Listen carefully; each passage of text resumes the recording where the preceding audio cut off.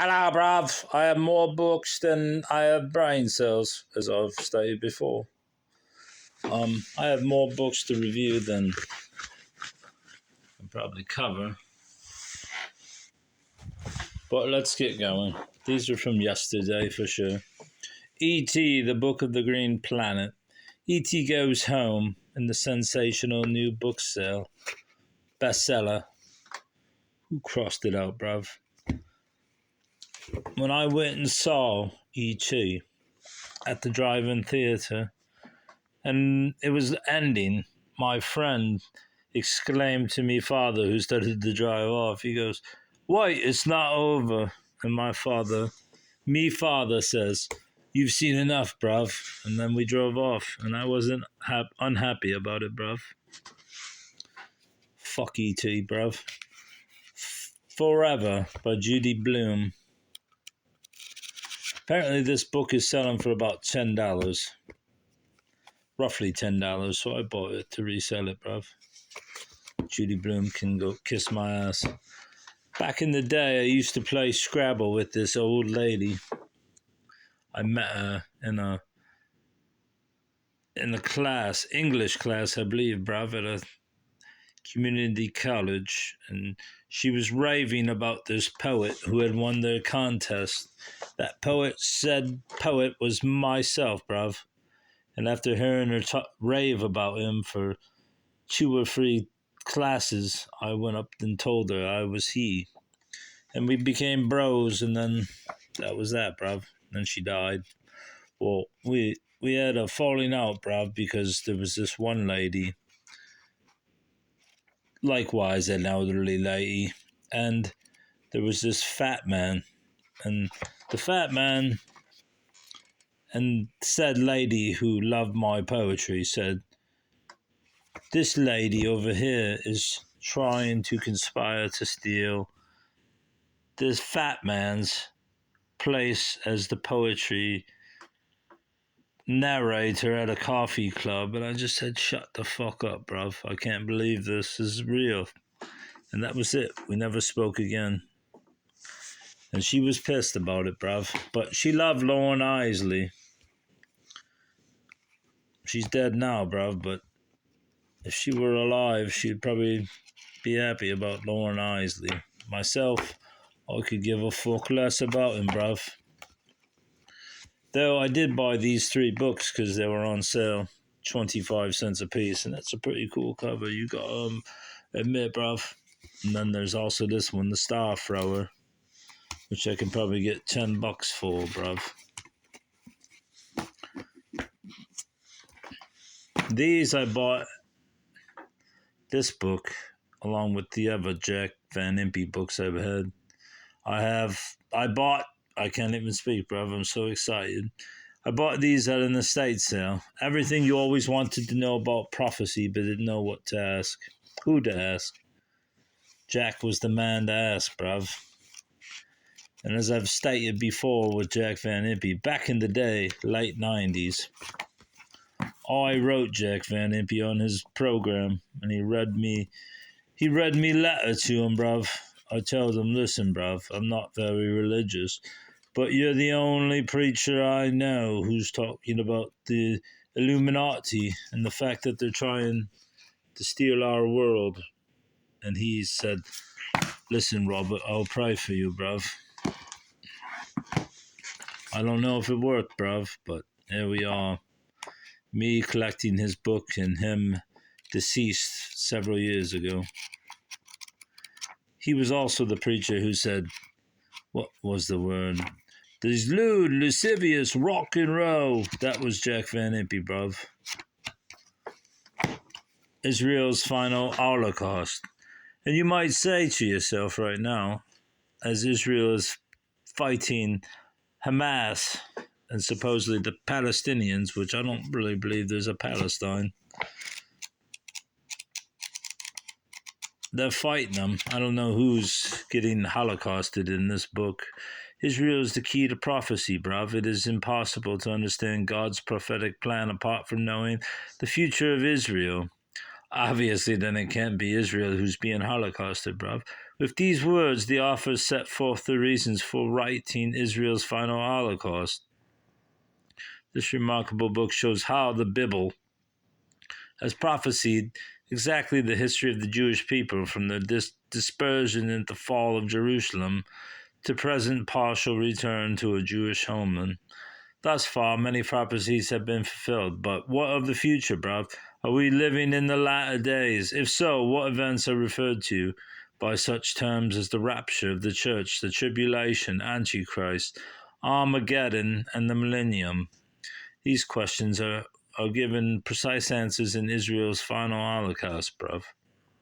Dr. Jack Van Impe and Roger F. Campbell explain what is to happen and the likelihood of these events in our lifetime. Here's what I understand of the plan, bruv. It's that I recently rewatched Jack Van Impe's Russia and the Coming War with Israel or something to that extent. And his belief was that Bible prophecy belief is that Russia will invade Israel and that will set off World War III. But first, the Antichrist must take seat in Israel. Jack Van Impe would call it Israel. Is it real, bruv? Is it real? So he believed that Russia, Tubal, Rosh, Gog, and all these other sort of ancient names for Russia. I believe Russia was Rosh. I don't know who Tubal was. But they would invade Israel and take over. Or that would set off whatever would happen, bruv. Bible prophecy, the end times. And the Antichrist would sit in Israel and lead them to this point, I guess. I don't really know, bruv. Revelation revealed verse by verse. I have this book, I believe, but this is a very nice copy. And there was three other copies of this book, but I only grabbed one of them, bruv. This one's basically brand new. Christ and His Bride, an exposition of the Song of Solomon. To Lisa McCoy, March 25th, The Bride of Christ. Mary Gregory, fall 1993. Not sure what all this is about, bruv, but this book was originally written in 1916.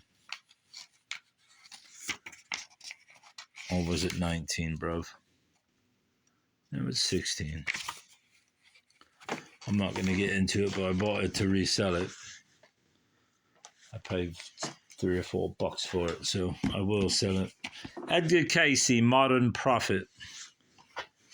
4 volumes in one. Edgar Cayce and Prophecy, Religion, Psychic Experience, Mysteries of the Mind, and Reincarnation. I believe you all know The Sleeping Prophet of Edgar Cayce, bruv.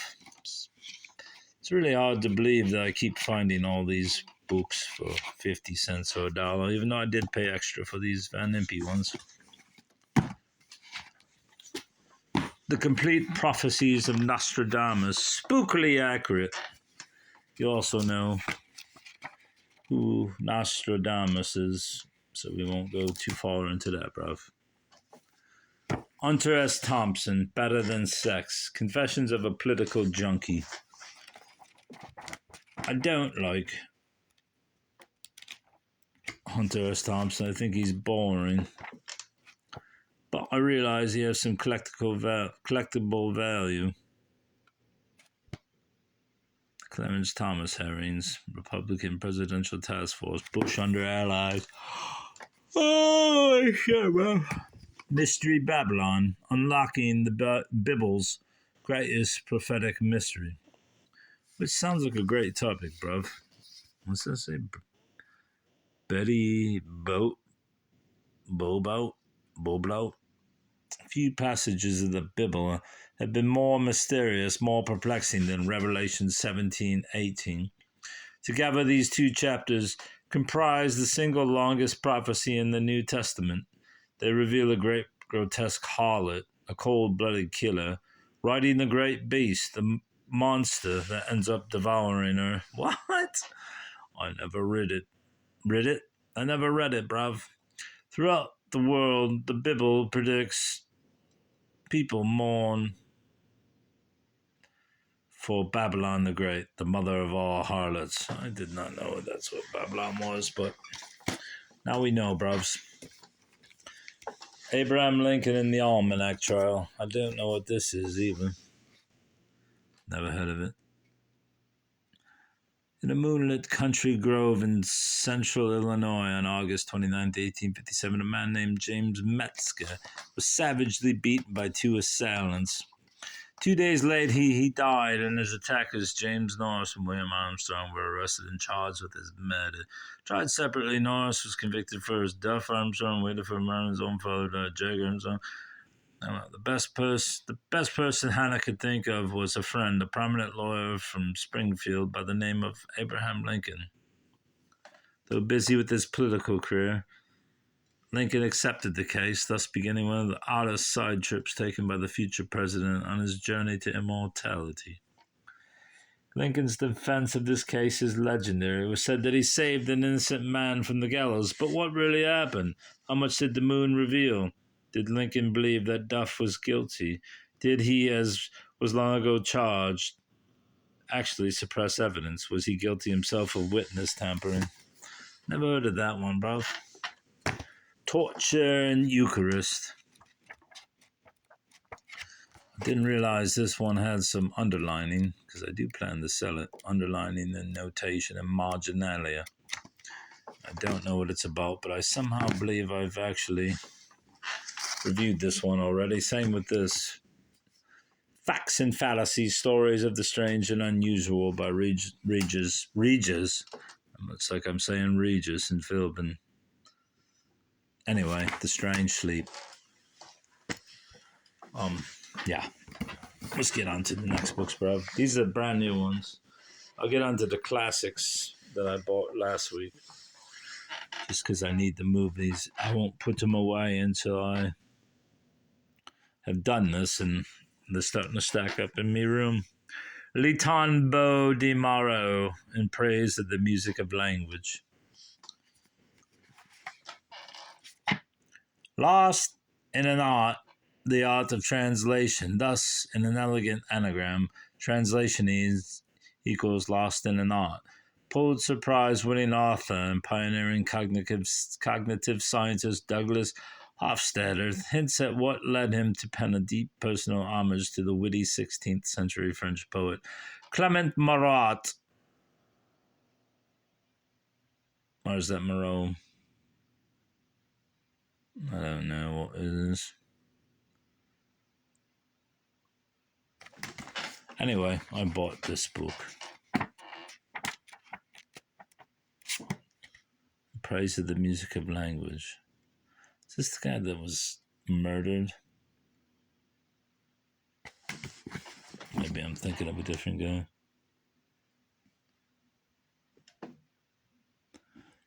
Douglas Hofstadter.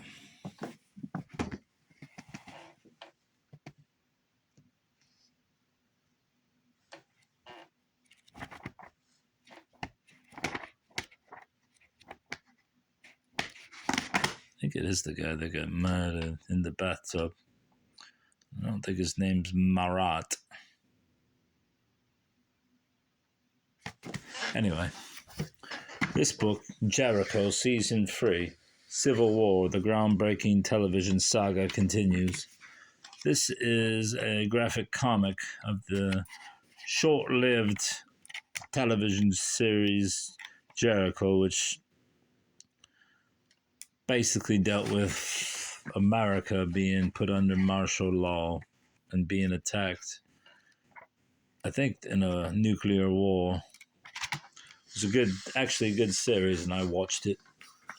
I'm selling this because I've seen it sell for $40. Haunted America, a spine-tingling tour of America's haunted places. Looks farcical. But Adams, Tennessee, I believe I've been there, bruv. Don't believe I've been there. The Bell Witch Cave. My child's mother lived in this area, and we went to the cave, but it was closed for the day or whatever. I did not want to go in and get arrested, so I didn't go in. Anyways, these are hauntings. Killers keep secrets. The Golden Gate Killer's other life. I mean, you can't just kill all the time, bruv. In 2018, the long unsolved Golden State Killer case burst wide open with the shocking arrest of 72-year-old Joseph James D'Angelo, a former police officer. Shocking. Mrs. Jeffries and the Three Wise Women. One of my online bros is an avid reader of this series, though I don't know if she still reads them. Anyway, I've collected them because they used to be worth money. Pretty good money. And especially the hardcovers, but I doubt they're still worth money. Probably worth minimal. The Letters of H.L. Mencken, selected and annotated by Guy J. Fogel. I mean, they're just letters. But I couldn't pass it up. Same with the older copy of it. Assuming it's the same book, but just older copy, older edition, bro. This book I bought today as well, The Story of Gladstone's Life. I'm not sure who Gladstone is, but I'm glad I bought it, bruv, because it's from, as you can see, I don't know what that says, Pilchey, January 1899, The Story of Gladstone's Life. $1 for the book, huh? By Justin McCarthy, 1898. William Ewart Gladstone.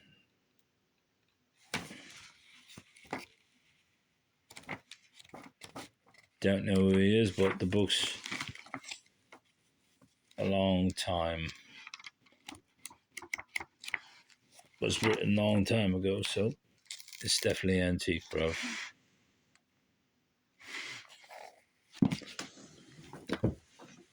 Japan subdued the atomic bomber in the end of the war in the Pacific by Herbert Feist.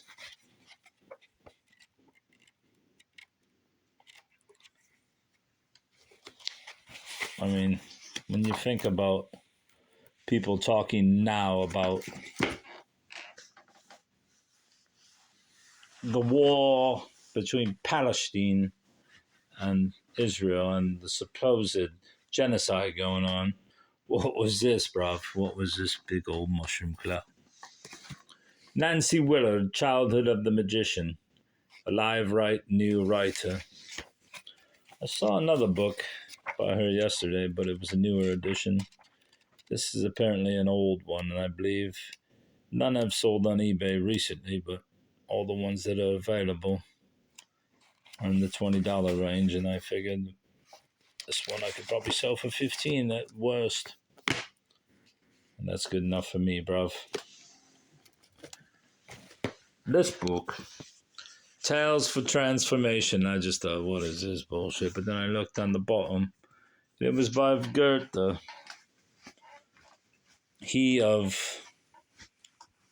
What is that book called now? Why can't I think of it, bruv? It's that famous book, bruv. What is it? I'm totally drawing a blank, bruv. Let me look on the back. Faust. Faust is what it is. These are basically fairy tales and other things by the author of that. Obviously, it's a newer edition. Strange, because it's the second Faust book not Faust, but Goethe book I found recently. Short History of Ireland, Barnes & Noble book, so you know it's not worth much, but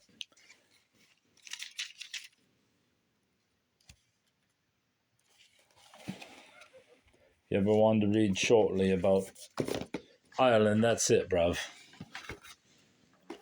And lastly, Iron Men, Wooded Women, Gender and seafarer in the Atlantic world, 1700 to 1920. She's got her breasticles hanging out, bruv. That's quite a pirate to be seeing out there. I can't imagine other pirates meeting her and saying, hey, bruv. But you never know what happened. Look, they all seem, all these women pirates. Liberty and pirates means bring out your tits, bruv.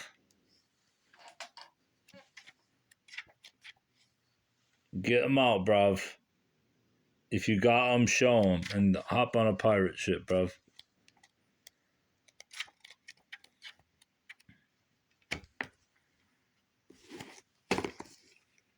This book I bought to sell, but I think I'll keep it, bruv, just because I have a collection of pirate books. All right, bruv, I must move on to other bruvs.